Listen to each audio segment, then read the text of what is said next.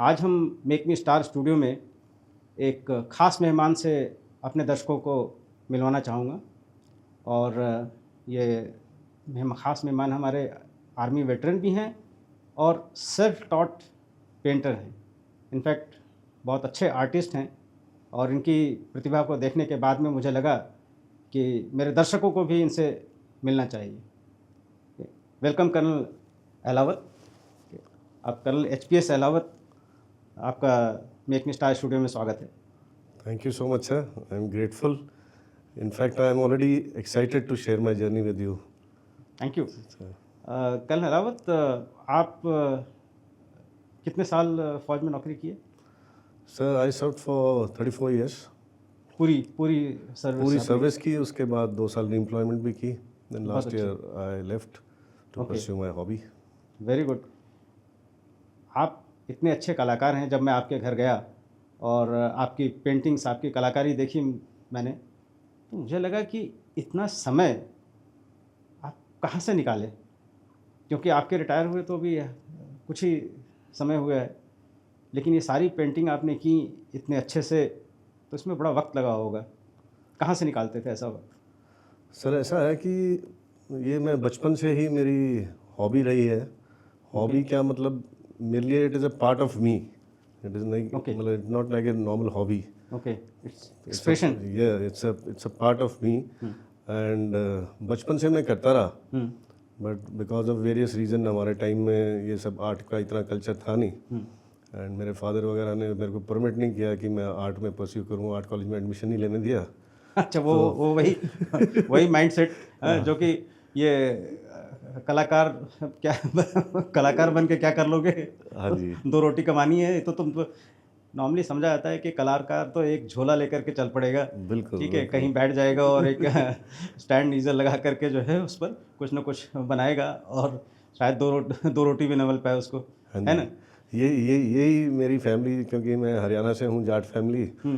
तो वहाँ पे मतलब ये आर्ट, और जैसे बंगाल वगैरह में है, हरियाणा में नहीं है. बिल्कुल, इधर जो लड़के हैं वो मतलब सब मैनली काम करने चाहिए. बिल्कुल। खेती करो या फौज में जाओ सही या बात है। खेलो, कुश्ती करो, पर आर्ट वगैरह कोई काम ही नहीं मानते कोई इसको. काम ही नहीं मानते। एंड आई बिलीव आप 4th जनरेशन आर्मी। हाँ जी, हाँ जी. मेरे ग्रेट ग्रैंडफादर जो हैं वो फर्स्ट वर्ल्ड वॉर में लड़े थे. ओके, मेरे ग्रैंडफादर सेकंड वर्ल्ड वॉर में लड़े थे. Very good. And he retired as major in 1967. तो Okay. जब मेरे फादर कमीशन हो गए थे, तो my father was in 3 Sikh and 9 जैकलाई. Okay, and he retired in 90. And 90 में मैं कमीशन हो गया. बहुत बढ़िया। तो मतलब कंटिन्यूएशन है। हाँ, तो पूरा आर्मी बैकग्राउंड रहा है. और यही एक प्रोफेशन मानते थे हमारे टाइम में, कि बस प्रोफेशन है तो एक ही है, आर्मी में जाना है. तो इनफैक्ट मेरे सारे चाचा, एक सेशन जज थे, सबसे बड़े चाचा थे. बाकी सारे चाचा भी 5 के 5 आर्मी में थे. Very good. तो एक कैप्टन एन.एस. अलाउ सेना मेडल शौर्य चक्कर 15 ग्रेनेडियर्स में थे. He fought in 71 world war. तो ही एक्सपायर्ड इन 74 इन नागालैंड इंसर्जेंसी. तो ये सेना मेडल शौर्य चक्कर. एक चाचा डीआईजी थे बीएसएफ में. एक चाचा 3 सिख में थे, रिटायर्ड एज कर्नल. और सबसे छोटे चाचा दिल्ली पुलिस में थे. तो सभी मतलब इन्हीं डिफेंस और इनमें थे. इतने बहादुरों के बीच में ये क्रिएटिविटी का जो कीड़ा है वो आप में कहाँ से आ गया? ये मेरा ये मानना है कि देखो, थोड़ा बहुत टैलेंट किसी ना किसी चीज़ का सब में होता है. And they are small incidents जो उसको स्पार्क देते हैं. मेरी लाइफ में तो ऐसे ही हुआ है. बिल्कुल। तो बहुत ही छोटे माइनर इंसिडेंट्स हैं जिन्होंने मेरे को इतना स्पार्क दिया कि मैंने फिर उसको लाइफ लाइन छोड़ा नहीं. ओके। तो बता सकते बचपन, हैं? हाँ जी, बचपन से ही. जैसे मैं फर्स्ट क्लास में था, तो जब फादर आर्मी में थे तो हम जगह ना, in fact I change 10 schools in my 10th class. तो वी वर इन ट्रिवेंड्रम, केवी में था मैं. तो क्लास के लिए जैसे स्टेशनरी खरीदते हैं, तो उधर गए एक अच्छी स्टेशनरी शॉप में. तो एक बड़ा अच्छा पेंसिल बॉक्स था, मेरे को अभी भी मेरे पास है वो. अच्छा। मेरी फर्स्ट क्लास का अप्सरा का पेंसिल बॉक्स था, जिसपे एक एलिफेंट बना हुआ था. एंड उस टाइम ऐसी चीज़ देखने को भी नहीं मिलती थी कि मेटेलिक बॉक्स है, उसके अंदर पेंसिल्स हैं. तो वो शॉप में दिखा और आई सेड कि फादर को मैंने कहा, डैडी मेरे को ये चाहिए. ये तो चाहिए। And it was quite expensive उस टाइम के हिसाब से. तो उन्होंने मेरे को लेके दे दिया. और वो मेरा इतना प्यारा हो गया कि मैं उस पर मतलब रोज़ कुछ ना कुछ करता था पेंसिल से। और वही आगे बढ़ के फिर मैं पहुंचा केवी, चंडीगढ़ 31 सेक्टर में होता था उस टाइम। तो ऐसे ही एक बार क्लास टीचर ने बोला कि एक कंपटीशन है तो सबने पार्ट लेना है। तो I was in 3rd class. तो मैंने एक बड़ा अच्छा रेनी सीन बनाया। तो उस टाइम में, हमारे टाइम में आपको पता ही है कि 2 ही कारें होती थी, एम्बेसडर और फिएट। बिल्कुल। तो मैंने एम्बेसडर कार बनाई। एंड वो मेरे को अभी भी सीन याद है कि वो कोई कैमरा तो होता नहीं था उस टाइम, तो फोटो नहीं है मेरे पास, लेकिन माइंड में अभी तक वो सीन है कि वो बड़ी अच्छी एम्बेसडर कार बनी। और फुटपाथ पे बच्चे और स्कूल जाते हुए छतरी लेके खड़े हैं और बारिश में वो कार आ रही है। तो मैंने बड़े मन से बनाया और सबमिट कर दिया। And we forgot about it. 2-3 महीने में I got a prize. Okay. तो सब पेंटिंग जैसे वो जोनल और ऐसे इकट्ठी हो के सिलेक्ट हो के दे वेंट टू रशिया। अच्छा। एंड रशिया से I got a prize. I don't remember whether it was first, second, third क्या प्राइज था, but I got a prize. Fantastic. तो वो मेरे को और एनकरेजमेंट मिली कि ये करना है। उसके बाद जब से बर्थडे हुआ तो मेरे चाचा वगैरह जो आते थे बर्थडे पे, तो मेरे लिए सब यही सामान लाते थे पेंटिंग का कि इसको ये शौक है। और वो और एनकरेजमेंट मिलती रही ऐसे करते करते ना। फिर मैं स्कूल में था, Dalhousie public school, 6th to 10th मैंने डलहौजी में किया। तो एक बड़े शॉर्ट टाइम के लिए एक आर्ट टीचर थे, नहीं तो मैंने कभी किसी से मतलब सीखी नहीं, अपने मन से ही बनाता रहता था, सेल्फ टॉट। तो 6th क्लास में एक आर्ट टीचर थे, वो आए थे, तो वो हमको बाहर पहाड़ी पे ले जाते थे। तो जनरली बाकी क्लासेस तो क्लासरूम में होती हैं, तो बड़ा अच्छा लगता था कि वो ना पहाड़ी के ऊपर खाली एरिया में ले जाएंगे, दूर कोई घर दिख रहा होगा तो फिर वो पेंसिल लेके ऐसे मेजर करके ना ऐसे वो दिखाते थे कि भाई ऐसे मेजर करना है, इतना ड्रॉ करना है। तो तब हमको पता चला कि डिस्टेंस और इसका ना पर्सपेक्टिव क्या होता है। ओके। तो थोड़ा सा कुछ आइडिया लगा। तो उसके बाद वो चले गए छोड़ के, वो 1 ही साल रहे। तो फिर वो मतलब शौक बढ़ता ही रहा। तो मैं इतने अपने जो होती थी उस टाइम प्रैक्टिकल नोटबुक्स होती थी, फिजिक्स, केमिस्ट्री, बायोलॉजी इनकी बनाते थे। तो मैं बड़े अच्छे अच्छे डायग्राम बनाता था, मतलब जो बुक में दिए होते थे उससे बेटर डायग्राम मैं प्रैक्टिकल नोटबुक में बनाता था। सही बात। तो धीरे धीरे, अब सब अच्छे नहीं होते, बहुत सारे थे जिनको कुछ भी सीधी, वो बोलते हम सीधी लाइन भी नहीं खींच सकते। तो मेरे को रिक्वेस्ट करते थे तो मैं उनकी भी बना देता था। तो मेरी तो प्रैक्टिस हो रही है, मेरे को तो अच्छा लगता था। बिल्कुल। फाइनली जब वो फाइनल एग्जाम हुआ 10th के बाद, तो इन्विजिलेटर आते हैं बाहर से चेक करने ना। तो वन लेडी हैड कम, अभी नाम वगैरह मेरे को याद नहीं है, बाहर से CBSE से वो आए और उन्होंने मेरी नोटबुक देख के वो इतने इम्प्रेस हो गए कि I got 50 out of 50 in all 3। And she said कि ये हम नोटबुक रखना चाहते हैं सैंपल। अच्छा। तो प्रिंसिपल को भी बताया ऐसे होता है। तो ये देखो, ये छोटी छोटी चीज़ें हैं, लेकिन इनसे मेरे को बहुत ही मोटिवेशन मिला। बिल्कुल। और मैं आगे बढ़ता रहा। तो फिर ये जब फौज में जाने का मतलब, ठीक है, आर्ट एज कैरियर वो चुनने का जब कोई दिमाग में आया? हाँ, दिमाग में क्या, मतलब 10th के बाद हमारे 2-3 महीने छुट्टी होती हैं। तो उसमें मैं चंडीगढ़ में था उस time. My father was posted in Nagaland, तो सेपरेटेड में ऐसे रहते थे सिविल में। तो वहाँ पे उस टाइम मार्केट्स में ना एक लाइब्रेरी होती थी, मतलब बुक शॉप में ही एक लाइब्रेरी बना रखी है। तो मंथली 2-4 रुपये होता था कुछ, वो रेंट दे दो तो आप नंबर ऑफ बुक्स की दो बुक्स और 2-3 मैगजीन आप लेके जा सकते हो। और जब वो वापस करोगे तो दूसरी ले लो। तो मैं वो सब्सक्रिप्शन लेके, और उनमें कुछ मैगजीन्स थी फॉरेन की, जिनमें फ़ोटो का जो क्वालिटी है वो बहुत अच्छा होता था। बिल्कुल। तो मैं वो लेके आता था और देख देख के उनको स्केचेस बनाता था। Very good. तो ये पूरी छुट्टियों में मैंने ये बनाया। एंड उसके बाद मतलब इतना इंटरेस्ट हो गया मेरे को कि सिर्फ पेंसिल स्केच बनाता था, और कुछ मेरे को आइडिया नहीं था बाकी किसी चीज़ का। और कभी कभी वाटर कलर जो बच्चे करते हैं, वो बस यही 2 चीज़ मैं करता था। तो इतना मेरे को वो हो गया कि मैंने डिसाइड किया कि मैं आर्ट्स कॉलेज में ही एडमिशन लूँगा। 10th में परसेंटेज ठीक ठाक आ गई तो मिल जाता हमारे टाइम में एडमिशन। तो मैंने अप्लाई कर दिया आर्ट्स कॉलेज चंडीगढ़ में। तो मेरे फादर छुट्टी आ गए और उनको पता चला तो बहुत नाराज़ हो गए। तो बोले नहीं, ये कोई कैरियर थोड़ी है, थैला टांग के घूमेगा जैसे आप बता रहे थे कि भूखा मरेगा, तो तू नौकरी कर कोई, ये कोई ऑप्शन नहीं है। तो मैं मान नहीं रहा था, जैसे यंग बच्चे होते हैं अड़ जाते हैं हर बात पे। तो मैंने बोला नहीं, मैं तो इसी में एडमिशन लूँगा। तो हमारे गांव में एक होते थे, हमारे नेबर रिश्तेदारी में भी लगते हैं, मिस्टर धर्म सिंह, उन्होंने आर्ट्स कॉलेज से ग्रेजुएशन करके अभी वो स्कूल में ड्राइंग टीचर थे। ओके।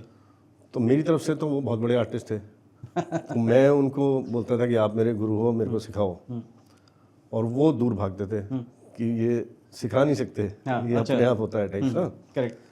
तो फिर भी फादर को पता था कि ये उनसे वो कहता है, और वो फादर के को बड़ा भाई साहब बोलते थे। तो फादर ने उनको बोला कि भाई आपने मेरा बेटा बर्बाद कर दिया है, अभी आप ही इसको संभालो। तो वो गांव से आए चंडीगढ़, और मेरे को नहीं पता कि फादर ने उनको बुलाया। तो मेरे साथ घूमने जाते थे, 17 सेक्टर हम घूम रहे हैं, आ गए वापस। तो उन्होंने धीरे धीरे मेरे को ब्रेन वॉश किया। ये सेड कि देखो मैं बेस्ट कॉलेज से करके अब ड्राइंग टीचर हूँ, तो अभी आर्ट में ऐसा वो नहीं है कि आपने सीख लिया या आर्ट्स कॉलेज से कर लिया तो आपको सीधा नौकरी मिल जाएगी या कोई है ना पैसे कमाने लग जाओगे, खास स्कोप नहीं है, ऐसा नहीं है। तो मैं तो ये चाहूँगा अगर तेरे को सच में इसमें इंटरेस्ट है तो अपनी कोई अच्छी नौकरी ले, and you continue this as a hobby throughout, nobody is going to stop it. Very sane advice है। वो मेरे बात समझ में आ गई। तो फिर मैंने आर्ट्स कॉलेज का एडमिशन छोड़ दिया, then I did my pre engineering. उधर मैं आर्ट्स क्लब में रहा मेंबर हर जगह, डीएवी कॉलेज में। You continued with your hobby? I continued, but I change the subjects from arts to now I was a science student. तो फिर मैंने ग्रेजुएशन की, then I did my MA in Jaipur Rajasthan university. और बीच में एक बड़ा इंटरेस्टिंग फेज आया कि जब मैं सेकेंड ईयर में था, तो या फर्स्ट ईयर सेकेंड ईयर में, तो somebody told my father कि रोहतक में, जहाँ मेरा होम टाउन है, जो मेरा गांव है उसके पास, कि वहाँ पे साइंस का बड़ा अच्छा कॉलेज है, जाट कॉलेज, तो इसको इधर एडमिशन करा दो, तो हम सब रिश्तेदार हैं यहाँ पे, विल लुक आफ्टर हिम। तो फादर भी मान गए और एडमिशन भी मिल गया, तो मैं चला गया वहाँ पे। अब वहाँ जाके मैंने देखा, अब इंटरेस्ट तो यही था, तो कुछ यार दोस्तों में एक और था जॉनी, बाद में वो बड़ा फेमस हुआ, मिस्टर महेश भट्ट का असिस्टेंट डायरेक्टर था। Okay okay. और हरविंदर मलिक उसका नाम है, काफ़ी प्रोग्राम्स बनाए उसने, मूवीज़ भी डायरेक्ट की। तो वो था कॉलेज में, तो वो आर्ट वगैरह करता था। तो there was a competition in, एक गवर्नमेंट कॉलेज है IC college for women Rohtak में, उसमें एक आर्ट्स कंपटीशन था। तो इस साइड हर कॉलेज से 4 लोग जा सकते हैं, तो वो 2 थे, एक और उसका फ्रेंड था। तो बोला हमको कोई चाहिए, तो किसी ने मेरा बताया, तो मेरे पास आया, तो मैंने कहा ठीक है चलते हैं, जितना मेरे को आता है बना लेंगे। तो वहाँ पता चला मीडियम क्या क्या है, तो बोले ऑयल्स में भी बना सकते हैं, एब्स्ट्रैक्ट आर्ट भी कर सकते हैं ना, काफ़ी कुछ बताया उन्होंने, पर जो भी करना है 3 घंटे में करना है। तो हमने कहा ठीक है। तो हम अल्टीमेटली 4 की टीम बनी, जिसमें से 2 हम आर्टिस्ट थे, 2 ऐसे ही थे, मतलब टीम पूरी करने के लिए हमने साथ ले लिए अपने साथी। तो फिर मैंने, अब हमारे टाइम में कोई जैसे यूट्यूब या मोबाइल कुछ नहीं होता था, तो अगर आपको जैसे पहली बार ऑयल पेंट करना है, तो आपको ये भी नहीं पता कि कैसे करना है, कैसे है ना, क्या खरीदना है, कैसे बनाना है, कैसे ब्रश धोनी है, कुछ भी नहीं आइडिया। और ट्रेनिंग ली नहीं थी आपने? कुछ भी नहीं पता था। और अब कंपटीशन, जैसे 1 हफ्ते के बाद कंपटीशन है, और हमने ऑयल पेंट टच भी नहीं किया कभी, पता ही नहीं है। तो मैं गया फिर अपने, जिनको मैं गुरु मानता था, मिस्टर धर्म के पास। तो उन्होंने मेरे को बताया कि ऐसे ऐसे है, ये पेंट लेने होते हैं और लिंसीड ऑयल से मिक्स करना है और केरोसिन से ब्रश धोनी है। तो बेसिक उन्होंने ये बताया, और मैं जाके फिर लेके आया, कैनवास की जगह ऑयल शीट लेके आया, और मैंने एक वॉल्टर फोस्टर की बड़ी अच्छी पेंटिंग बुक्स होती हैं, तो वो मेरे को मतलब बड़ी अट्रैक्ट करती थी, क्योंकि उसमें बड़े सिंपल वे से और ये भी दिखाया होता है कि कैसे स्टेजेस में आप बना सकते हैं टाइप्स ना। तो वो एक बुक मेरे पास थी जिसमें बड़ा अच्छा एक ट्री था। तो मैंने कहा एक अकेला पेड़ बनाना है, ये सिंपलेस्ट है, तो ये ट्राई करता हूँ। तो मैंने वो पेड़ बनाना शुरू किया, लेकिन देन आई रियलाइज कि ये तो देखने में तो सिंपल है, हम रोज़ देखते हैं पेड़, लेकिन बनाना इतना आसान नहीं है। तो मैंने जितना मेरे को समझ में आया बनाया। अब मैं उनको बोलूँ तो वो आए ना बताने के लिए, तो जितना मैं बना सकता था कंप्लीट करके मैं पेंटिंग उनके पास लेके गया। मैंने कहा अभी आप नहीं बताते तो इसमें बताओ गलती क्या है। तो उन्होंने मैं तेरे मेहमान, तो मान न मान, मेरा गुरु। मैंने गुरु मान लिया, आप मानो ना मानो। तो ही सेड कि गलती नहीं होती आर्ट में। अच्छा, ओके। जो जैसे तुमको अच्छा लगे तुम बनाओ, है ना, अपने आप इट विल इवॉल्व। उन्होंने मेरे को थोड़ा बहुत बताया कि इसमें मतलब जैसे 3D इफेक्ट आना चाहिए, वो नहीं आ रहा है। तो उसके लिए डेप्थ और ये सब ना थोड़ा बहुत मोटा मोटा बताया। आके फिर मैंने पूरी रात वो कोशिश की, अल्टीमेटली वो ट्री बना दिया मैंने, है ना। फिर कंपटीशन में गए। अब वहाँ पे हमने डिसाइड क्या किया था कि जैसे कॉलेज में बदमाशी उस टाइम हमको ये नहीं होता what is right and wrong, हमारी तरफ से सब ठीक है। तो हमने डिसाइड किया था कि 2 मैं बनाऊंगा, 2 वो बनाएगा, क्योंकि वो बाकी दोनों तो वैसे ही आए हुए थे। तो वहाँ पे 60-70 कॉलेजेस के पार्टिसिपेंट थे। तो हमने बनाना शुरू किया। जब 1.5 घंटा हो गया, आधा टाइम, तो मैंने अपनी बना ली। तो वो जॉनी बेचारा एक पे ही लगा हुआ था। वो एक्चुअल उस टाइम मेरे से बहुत ही बेटर आर्टिस्ट था वो। तो मैंने बोला भाई टाइम हो गया, हाफ टाइम, अब तो ख़त्म कर, दूसरी बना। तो बोला नहीं अभी और टाइम लगेगा। और वहाँ पे वो डिस्टर्ब करने के लिए बच्चे और आते हैं, लड़कियाँ लड़के सब ना। तो उन दोनों को हमने रखा कि भाई तुम किसी को हमारे पास बताने दो, हमको बनाने दो, बस जो भी आता है बातें तुम करो, बनाने का काम हम पे छोड़ो। तो मैंने सेकंड बनानी शुरू की, वो भी बना ली मैंने। अब 20 मिनट बचे थे। अब थर्ड 20 मिनट में अब क्या बना सकते हैं। तो मैंने बोला मैं पेंसिल स्केच बना देता हूँ। तो सामने एक रेडियो स्टेशन था, तो उसकी टार और उस पर ना, और उस टाइम उधर से एक एरोप्लेन जा रही थी और कुछ बर्ड्स थी। तो मैंने वो पेंसिल स्केच 15 मिनट में फटाफट बनाया। Very good. तो मैंने 3 सबमिट किए, जॉनी ने 1 बनाई थी वो की, and we got prizes for all. Fantastic. वो दोनों इतने खुश हो गए कि हमको तो कुछ बनाना भी नहीं आता, हमको प्राइज मिला। Okay. But they were good entertainers. तो प्राइज डिस्ट्रीब्यूशन से पहले जैसे गाना बजाना सब हुआ, तो इन्होंने ही सब अपने ना वो हरियाणवी रागनी मतलब और जोक्स, कलाकार तो थे ही। कलाकारी उन्होंने की, और प्राइज फिर हमको मिला। तो बड़ा अच्छा लगा। तो ऐसे हौसला बढ़ता रहा कि हाँ हम भी कुछ बना सकते हैं, कि पहली बार सीखा और फिर भी प्राइज लेके आ गए। तो फिर मैं और इसमें घुसता रहा ज़्यादा। तो उसके बाद जब यूनिवर्सिटी में गए तो मैं MA इंग्लिश लिटरेचर में था। तो तब तक मैंने फ़ौज का मतलब मैं अवॉइड कर रहा था। अच्छा। समहाउ मतलब फादर और फैमिली प्रेशर तो था, बट मैं अवॉइड करता रहता था कि ना कुछ और कर लेंगे टाइप्स। तो जब मैं प्रीवियस में था, तो फादर ने एक दिन बिठाया मेरे को, एंड ही सेड कि देख बच्चे, 1 साल और मैं तेरे पैसे दूंगा, जो पॉकेट मनी और सब, जैसे ही तेरी MA खत्म हो जाएगी उसके बाद मेरी तरफ से पैसे बंद। तो कुछ भी कर, बेशक कहीं जाके बर्तन साफ कर, आई डोंट नो, जवान भर्ती हो जा, जो करना है कर, बट उसके बाद मैं पैसे नहीं दूंगा। तब मेरी आंखें खुली कि अब क्या। तब हमने सीरियसली पढ़ाई की। फिर जो भी कंपटीशन दिए सब में मैं क्लियर हो गया। और सबसे पहले चांस की बात है कि मैं ये क्लियर कर दिया अपना IMA का, और SSB के लिए गए, वहाँ भी क्लियर हो गया। मतलब ऐसे बनता रहा कि हम सब क्लियर हो गए, फाइनली गॉट परमिशन, IMA पहुँच गए। तो ऐसे हमारा मतलब सिविल की आर्ट से नाता टूट के मैं फौज में आ गया। फौज में जब पहुंच गए, फौज में वैसे भी लाइफ कभी कभी तो बहुत बिजी होती है और कभी कभी काफ़ी टाइम भी मिल जाता है। डिपेंड करता है कहाँ पर, किस एरिया में है, कैसी आपकी रिस्पॉन्सिबिलिटी मिली हुई उस पर। तो वहाँ पर किस तरह से आपको टाइम निकालना पड़ा और कैसे परस्यू किया अपनी हॉबी को? हाँ, इस मामले में मैं थोड़ा लक भी कह सकते हैं कि उधर भी मैंने आर्ट्स कॉलेज में लिया। जैसे कुछ क्लब्स होते हैं हमारे ना, राइडिंग क्लब, बहुत सारे क्लब्स होते हैं एकेडमी में। तो मैंने IMA में आर्ट्स कॉलेज में, सॉरी आर्ट्स क्लब में मैंने अप्लाई कर दिया। अब हुआ क्या कि हमारे कमांडेंट चेंज हो गए।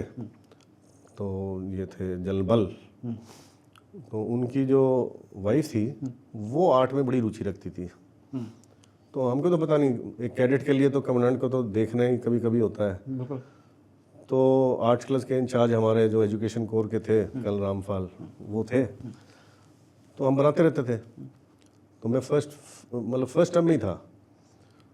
तो एक दिन वो विजिट करते हुए आर्ट्स क्लब में आई, और वो पेंटिंग देख के वो पता नहीं क्या इम्प्रेस हुई।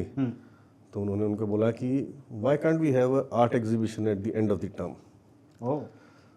तो अब उन्होंने बोल दिया, टास्क मिल गया। तो कल रामपाल ने बोला यस मैम वील हैव। तो बोल तो दिया, अब एग्जीबिशन के लिए तो you require a number of painting, 2-4 से तो होता नहीं एग्जीबिशन। तो वो तो सबको जानते ही थे कौन क्या कर रहा है।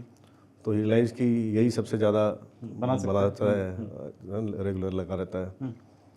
तो ही सेड कि भाई तेरे को बनानी पड़ेंगी काफ़ी, तो एग्जीबिशन लगाना है।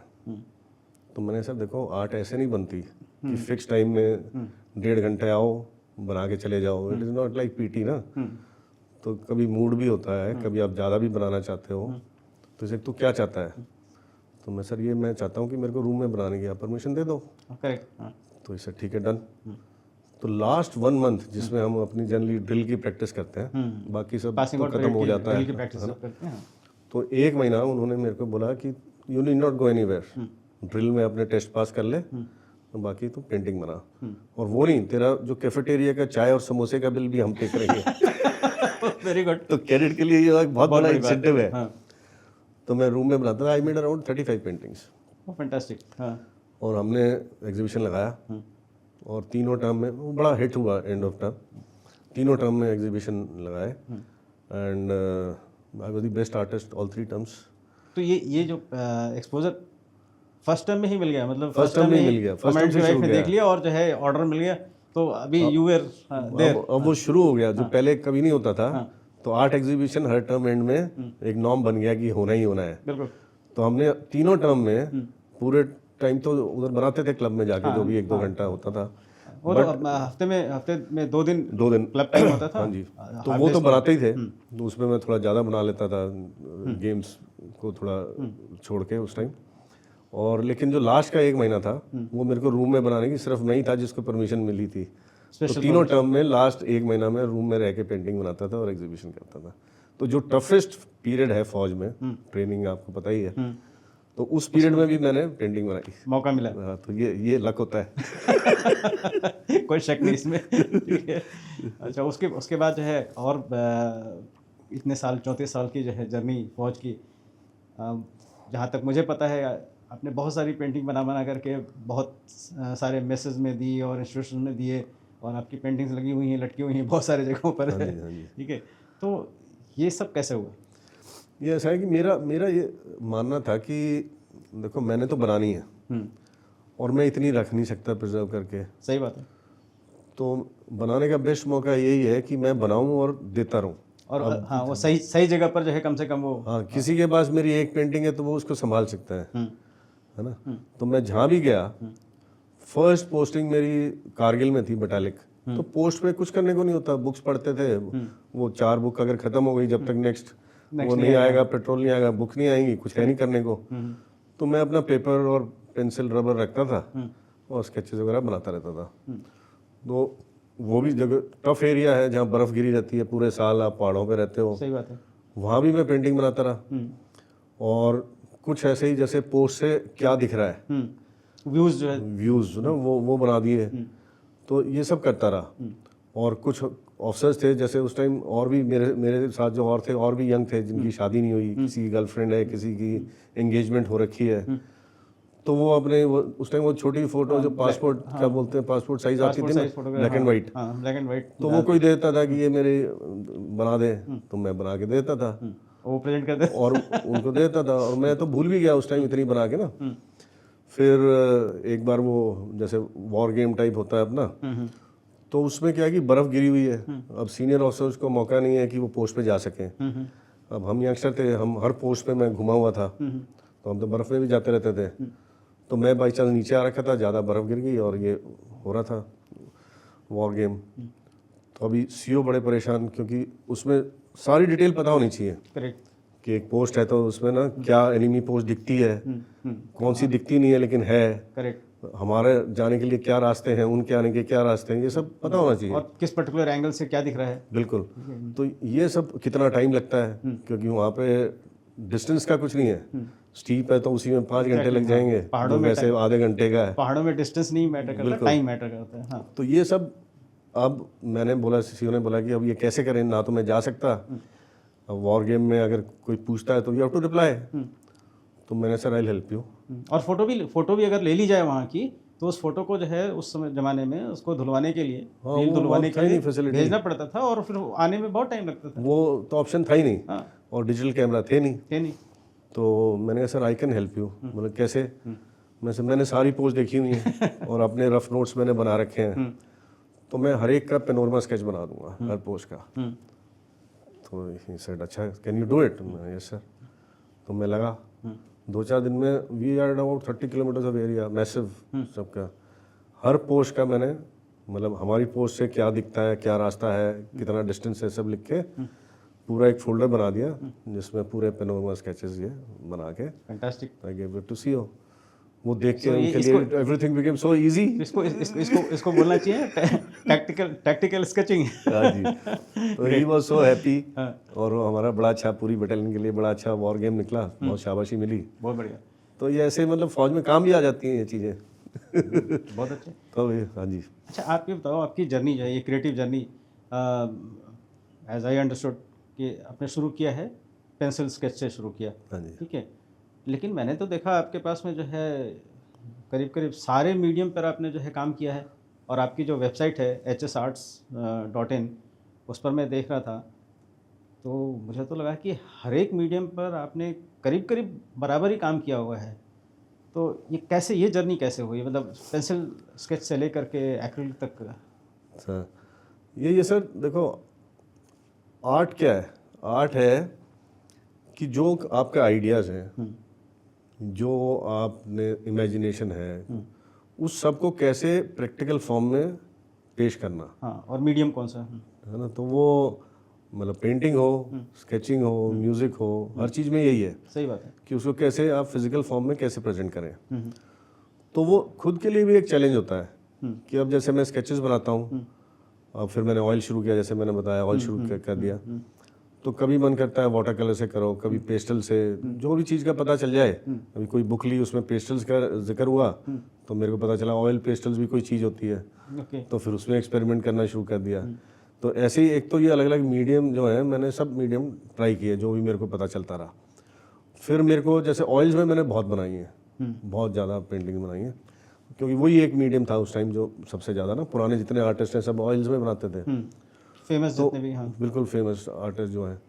फिर मेरे को थोड़ी एलर्जी हो गई केरोसिन से, मेरे को स्नीजिंग शुरू हो जाती थी। तो मेरे को पता चला कि एक्रेलिक भी एक मीडियम है जो वाटर बेस्ड है, जिसमें ये एलर्जी नहीं होती। तो मैंने एक्रेलिक शुरू किया। तो उसके अपने एडवांटेजेस भी हैं, डिसएडवांटेजेस भी हैं। तो बहुत जल्दी सूख जाता है, तो इतना इजी नहीं है मिक्स करना जैसे ऑयल है। लेकिन ब्राइट उससे ज़्यादा है।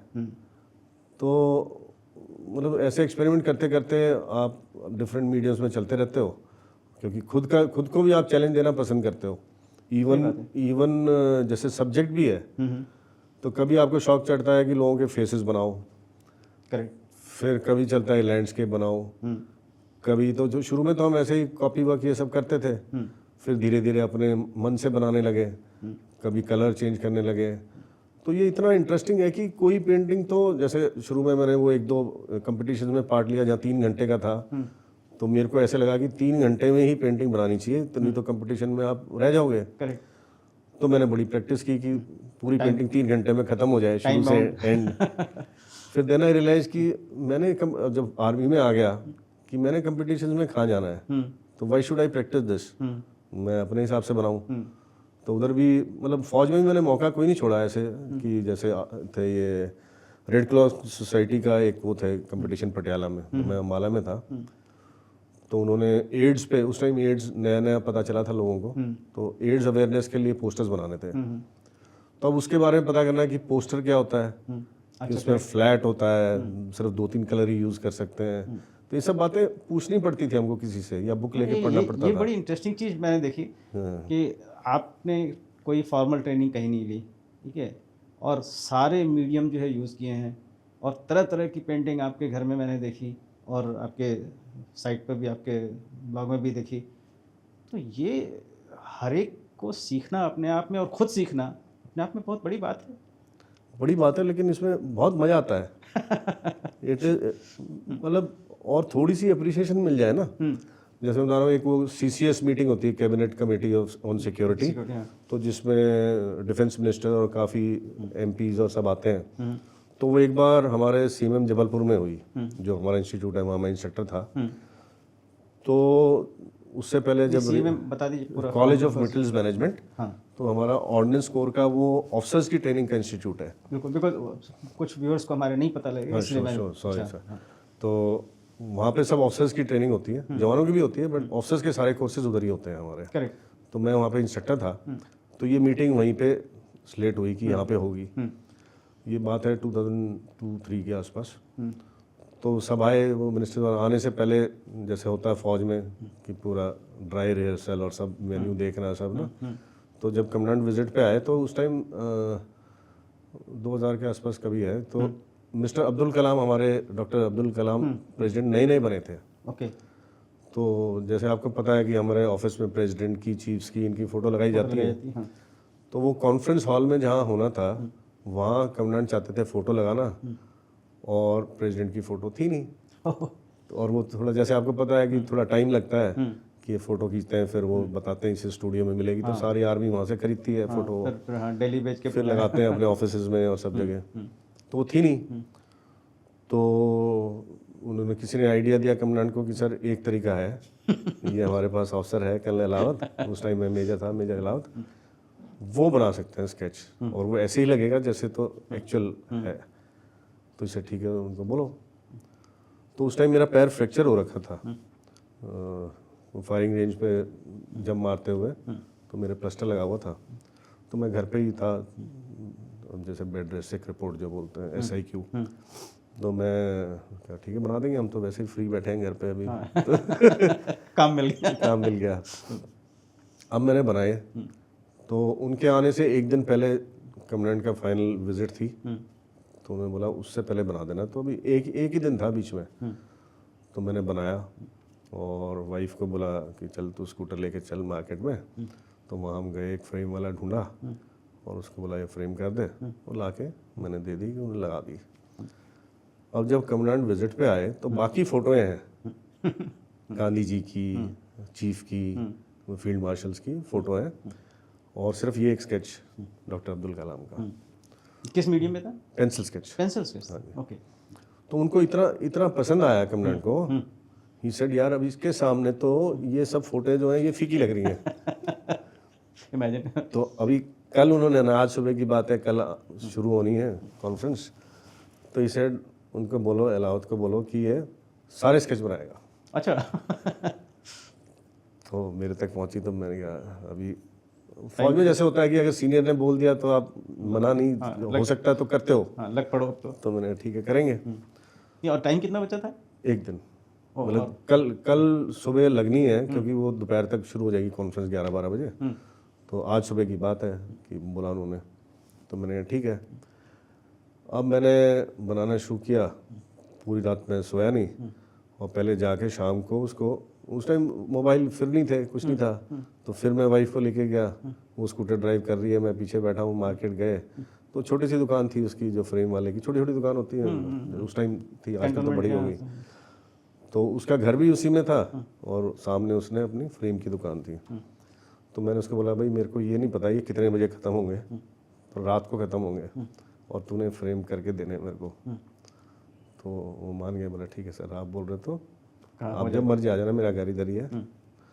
तो सुबह 3-4 बजे कहीं मेरे ख़त्म हुए।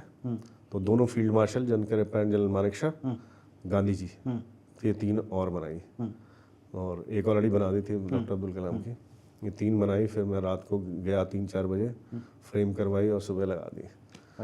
तो वो, और अच्छा क्या लगा कि कितने सारे जो इवन उनमें से मिनिस्टर्स और MPs में से 4-5 ने पूछा कि आपने कहाँ से बनवाए।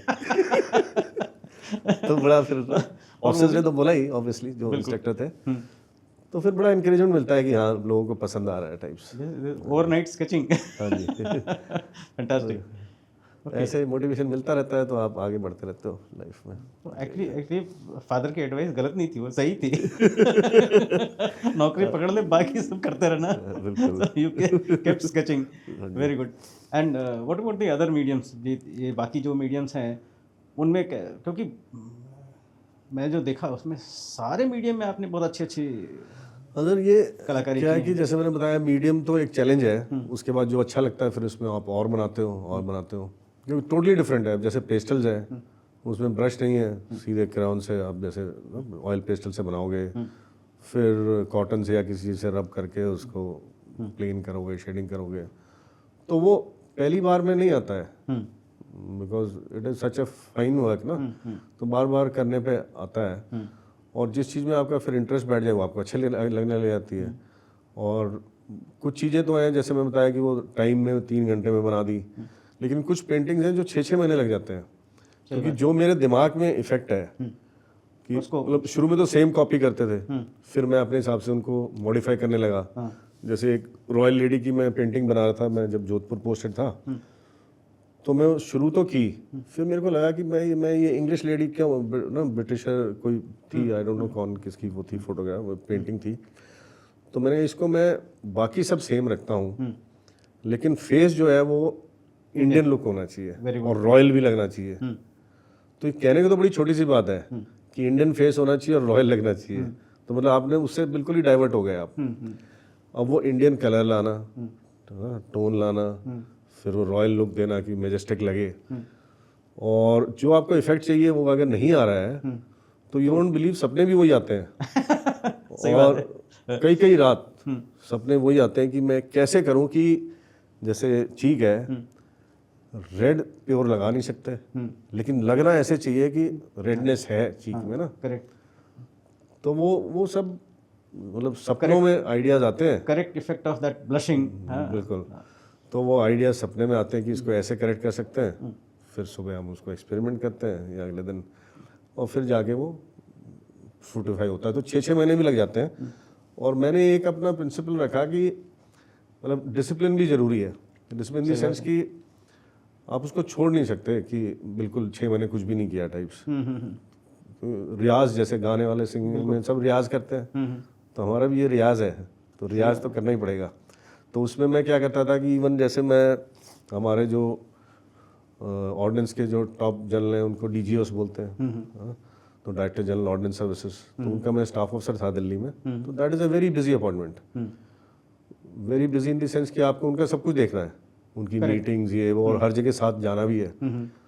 तो और बड़ा टाइम पर्टिकुलर होता है फौज में, जैसे आप लेट नहीं हो सकते, तो टाइम पे जाना है। और जाना नहीं, आपने पहले चेक भी करना है। ऐसा भी नहीं होना चाहिए कि आप उनको लेके चले गए और वहाँ पे मीटिंग कैंसिल हो गई या पोस्टपोन हो गई। तो ना, तो वेल इन्फॉर्म्ड होना है और फॉलो अप भी करना है, तो बहुत ही बिजी होता है। तो ये है कि पूरे हफ्ते आपको टाइम मिलता नहीं, लेकिन दिल्ली में लकी थे हम कि 5 डे वीक हो गया था। तो मैं क्या कहता था, फ्राइडे नाइट पूरी night I used to devote to painting. इतने जितना मर्जी बिजी हो, पूरी फ्राइडे नाइट में सुबह सोता था 4-5 बजे, क्योंकि फिर सैटरडे संडे बाकी कामों के लिए भी चाहिए, फैमिली को घुमाने के लिए भी चाहिए। करेक्ट। तो मैंने वो फ्राइडे नाइट नहीं छोड़ी कभी। उसमें आगे बढ़ते रहे। That's how you pursued. कि इसमें इन सब में अब तो चूंकि इतने मीडियम से आपने काम कर लिया, सबसे आपका फेवरेट मीडियम कौन सा है? फेवरेट मीडियम मेरा, एक तो मेरे को स्केचिंग बड़ी पसंद है, क्योंकि वो एक ही कलर में आपको सब कुछ लेके आना है। पेंसिल वही पेंसिल है, ज़्यादा ज़्यादा आप 2-3 पेंसिल यूज़ कर लोगे, वो सिर्फ डार्क और लाइट में का फ़र्क है उनमें भी। लेकिन आपने उसी में, जैसे आपने जीन्स पहनी है, तो जीन्स के कपड़े का टेक्सचर अलग होगा, टी शर्ट का अलग होगा, किसी ने सिल्क पहना है तो अलग होगा, कोई गीला कपड़ा है तो उसका अलग होगा। बिल्कुल। तो वो सब एक ही में लाना है।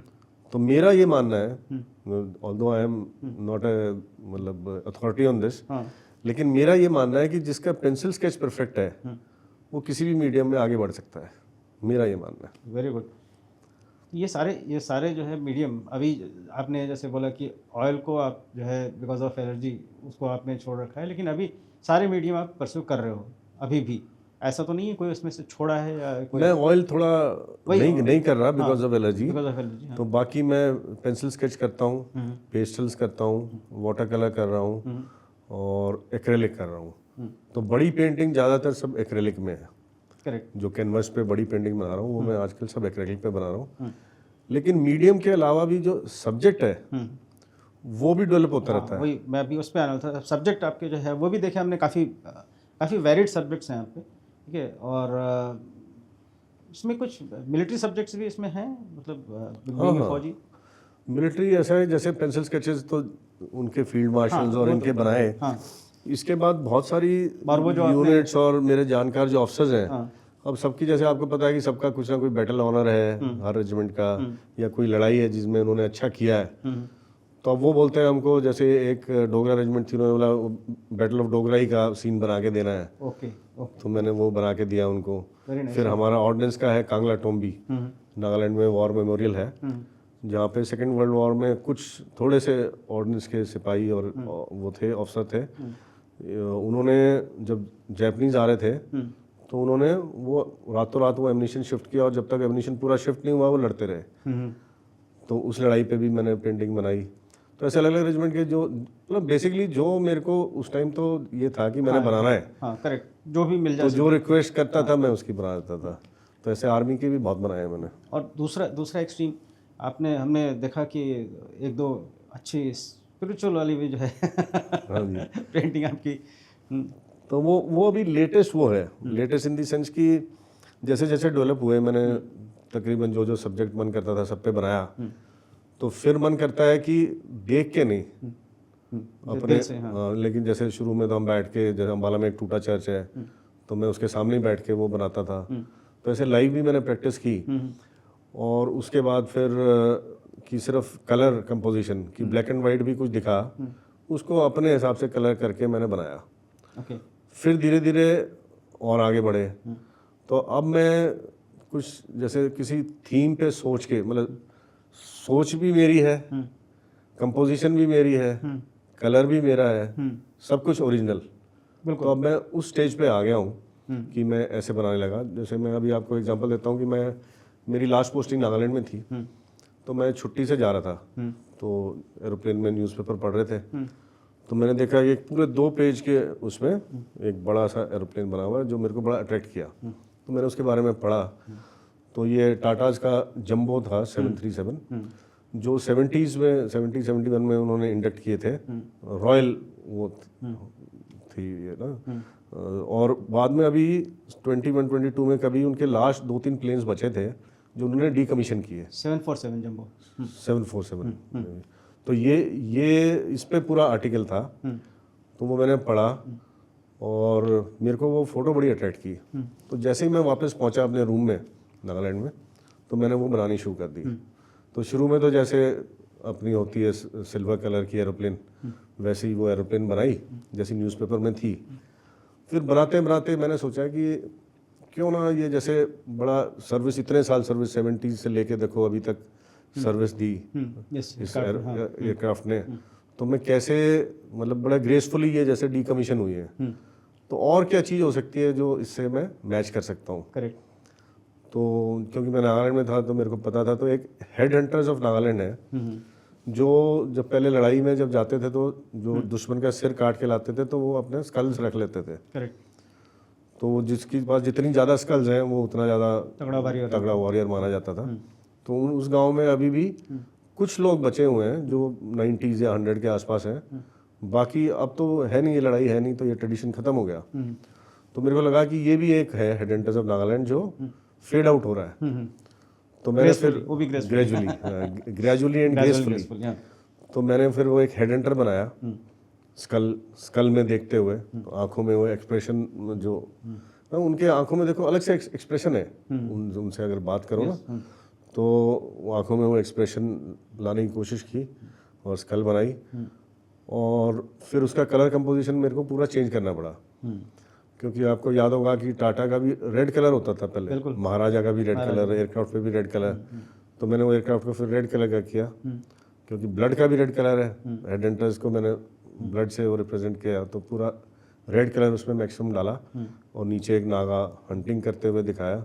तो पूरा एक मेरा कंपोजिशन कहाँ पे क्या चीज़ लगानी है, कितनी बड़ी छोटी होनी चाहिए, क्या कलर कंपोजिशन होगा, वो सब अपने उससे मैंने बनाया और उसको टाइटल दिया fading away gracefully, jumbo of Tatas and head hunters of Naga. In fact वो पेंटिंग मैं देखी थी और मुझे लगा कि व्हाट ए फैंटास्टिक थीम, इतनी बढ़िया, बहुत अच्छा कॉम्बिनेशन है वो। ठीक है। और ये थीम पेंटिंग्स के अपने ही अलग जो मज़ा होता है उसको देखने का और समझने का। तो ये सब जो चीज़ें आप करते रहे हैं अभी तक, आपने इनको कभी कमर्शियलाइज करने की कोशिश की? नहीं सर, जनरली मतलब हम थोड़े ओल्ड थॉट थे जो मैंने फादर वगैरह से, क्योंकि आर्मी में थे तो ये सुनते रहते थे। तो हमने सुना हुआ था कि आर्मी मैन जो है वो कोई बिजनेस नहीं कर सकता वाइल इन सर्विस। तो मैं सब फ्री में ही बांटता था। लेकिन कुछ जगह मैंने एग्जीबिशन लगाए। अभी नागालैंड में मैंने हॉर्नबिल फेस्टिवल होता है, उसमें मैंने कुछ पेंटिंग्स लगाई और अभी रिटायरमेंट के बाद मैंने लास्ट ईयर अपना वेबसाइट खोल दिया, जैसे आपने पता है hsarts.in, जिसमें मैंने जितनी मेरे पास फोटोग्राफ्स थी वो लगा दी हैं। वैसे तो मैंने हज़ारों बनाई हैं, पर जितनी फोटोग्राफ्स थी वो मैंने डाली हैं एंड बड़ा अच्छा रिस्पॉन्स आ रहा है। काफ़ी मेरे पास ऑर्डर्स आ गए, मतलब इनफैक्ट इतने आ गए कि मैं कोप अप नहीं कर पा रहा हूँ।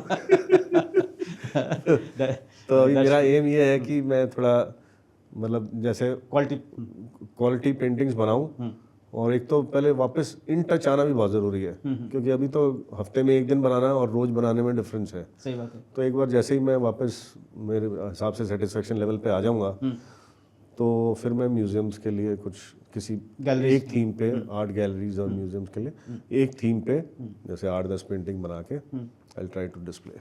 तो अभी वो स्टेज अभी वो आएगी। अभी उस ज़माने से लेकर के अब तक दुनिया काफ़ी बदल गई है, और जो कैरियर के जो पहले के ऑप्शन थे बस वही 2-4, ठीक है, इंजीनियर, डॉक्टर, फौजी, ये वो, उसके अलावा अब जो है बाकी भी चीज़ें, आर्ट को भी जो है एक अच्छा खासा जो है अभी रिस्पांस मिल रहा है। तो आपको आपके तरफ से जो बडिंग आर्टिस्ट हैं उनको क्या एडवाइस होगी? क्योंकि एक पार्ट है आप सेल्फ टॉट हो, ठीक है, आपने कोई ट्रेनिंग नहीं ली, तो बहुत से ऐसे भी लोग हैं जिनके अंदर है कला है, और कुछ लोग होंगे जिनको कि जो है थोड़ा ट्रेनिंग भी चाहिए। तो आपकी क्या एडवाइस होगी? सर मेरा ये मानना है कि अगर आपका मन से है तो उसको दबाओ नहीं, बिल्कुल, उस पर और काम करो और ऑटोमेटिकली आएगा। मतलब टैलेंट तो होता है, हाँ। लेकिन ऐसा नहीं है कि सब में ही एक जैसा टैलेंट है। कोई होता है जिसमें मतलब इनबॉर्न कुछ है। बाकी अगर आपको इंटरेस्ट है तो आप आराम से उसको सीख सकते हो, आगे बढ़ सकते हो। ग्रूमिंग और ट्रेनिंग दोनों की जरूरत है। डिसिप्लिन तो चाहिए। डिसिप्लिन जो जैसे फौज में डिसिप्लिन है, ये हर चीज़ में चाहिए। जैसे मैं पहले भी एग्जांपल दे रहा था कि सिंगिंग में अगर आप रियाज नहीं करोगे तो आप अच्छा नहीं गा सकते। सही बात है। ऐसे इसमें भी अगर आप रियाज नहीं करोगे तो आप अच्छा नहीं बना सकते। बिल्कुल। तो नॉर्मल है, जैसे मान लो हमारे आपके भी होंगे साथ के, हमारे साथ के भी रिटायरमेंट के बाद कुछ हैं जो लंबा 70 किलोमीटर दौड़ रहे हैं, कई दिन लगातार दौड़ रहे हैं, बाइकिंग, हाइकिंग, साइकिलिंग। तो वो सब इस उम्र में पता नहीं क्या क्या कर रहे हैं लोग। अब वो दौड़ने वाला अगर एक यंग बच्चे को लेके जाता है 2 दिन अपने साथ और उसका शौक पड़ जाता है, हो सकता है उससे अच्छा दौड़े। बिल्कुल। लेकिन उसने क्या सिखाया? दौड़ना तो उसने थोड़ी सिखाया, वो तो आपको साथ लेके गया, मोटिवेशन। उसने बस मोटिवेट किया और एक रास्ता दिखाया। बाकी तो सब कुछ आपके अंदर था ही। ऐसे ही आर्ट में सब कुछ आपके अंदर ही है, सिर्फ आपको कोई स्पार्क चाहिए, हीरे को तराशने वाला चाहिए। But it was very nice talking to you colonel Rawat. मैं तो चाहूँगा कि हमारे व्यूअर्स जो है आपके साइट पर जा कर के आपके आर्ट को देखें, समझें, और देखें कि एक सेल्फ टॉट आर्टिस्ट जो है वो भी कहाँ तक पहुँच सकता है, और वो भी फ़ौज की बिजी लाइफ में से समय निकाल करके और जैसे आपने बोला कि डिसिप्लिन में रहते हुए, बहुत बढ़िया लगा। हाँ, very nice talking to you. Thank you so much. My pleasure sir, it has been a real pleasure. मन की बात की मैंने आपके साथ। धन्यवाद।